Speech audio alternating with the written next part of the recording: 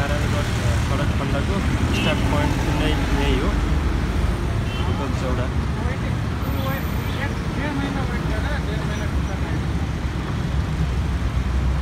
यता चाहिँ बुटोल नारायणगढ खण्डको बाटो चाहिँ देख्न सक्नुहुन्छ।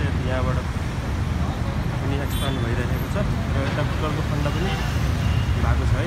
दुई साइडै एक्सपान्ड भएको छ, पिच मात्र बाँकी छ। र यता चाहिँ यो भैरवा जाने साइड गाडी आयो भने अलिअलि हुन्छ भित्र जङ्गलभित्र।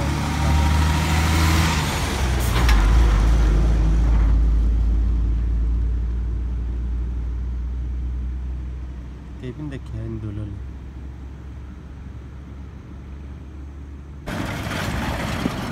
यो चाहिँ बुटोल र भलुईको बिचमा, बुटोल उपमहानगर र देवदादेखिको यो बिचको भाग हो। यहाँ चाहिँ यसरी एक साइड मजाले पिच भएको छ भने अर्को साइडमा पनि काम अगाडि बढेको छ। र यहाँ अहिले चाहिँ हिँड्नलाई निकै सकस परेको छ। यो काम भइरहेको साइडमा यता चाहिँ पिच भएछ।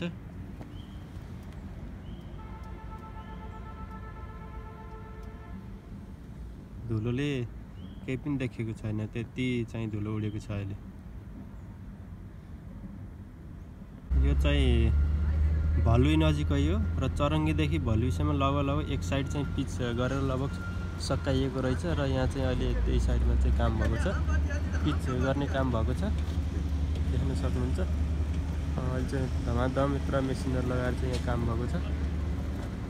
लगभग भलुईसम्म चाहिँ पिच भइसकेको रहेछ है। यो चरङ्गीदेखि यो देखिएको बाटो चाहिँ यता भलुईदेखि घोडासम्मको दृश्य हो। यहाँ पनि एक साइड पिच भइसकेको छ, लगभग त्यस्तै 80% जति चाहिँ मैले देखेअनुसार 80% जति पिच भएको छ। यो चाहिँ भलुईदेखि घोडासम्मको दूरीको भन्न खोजेको मैले।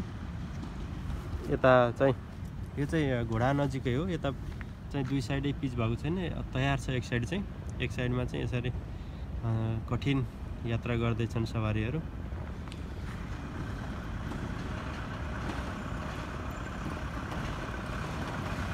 यो दृश्यमा देखिएको चाहिँ यो शीतलनगर हो।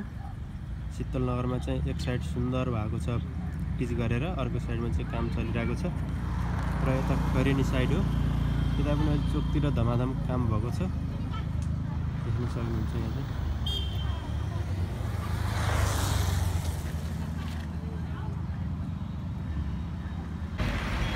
यो चाहिँ बुटोल नारायणगढ बाटो खण्डमध्ये यो खैरेनीबाट शीतलनगरतर्फको साइड हो। अहिले चाहिँ निकै तीव्र गतिमा काम भएको छ। प्रत्येक दिन यहाँ चाहिँ ठुलो ठुलो चेन्ज भइरहेको छ कामको गति हेर्दाखेरि। मिलनचोकदेखि तल चाहिँ एक साइड पिच भइसकेको छ र यताको लगत्तै अब पिचको लागि लगभग काम भइसकेको छ, तयारी भइसकेको छ। र यता साइडको पनि काम, बाटो सुधार्ने काम भएको छ अहिले। यो चाहिँ खैरेनी चोक हो।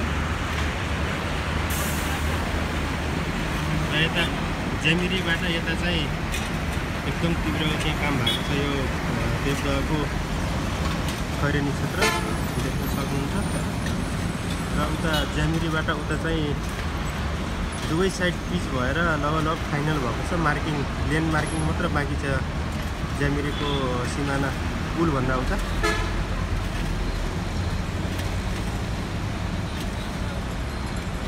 र अन्य अघिल्ला दिनहरूको तुलनामा यहाँ चाहिँ निकै तीव्र गतिमा काम भएको छ। लगभग प्रत्येक दिन आउँदाखेरि चेन्ज भएको देख्न पाइन्छ यहाँ चाहिँ। र यता बुटोलतिर पनि लगभग अब नयाँ वर्ष अर्थात् यो बर्खाभन्दा अगाडि एक साइड पुरै पिच हुने सम्भावना बढी छ।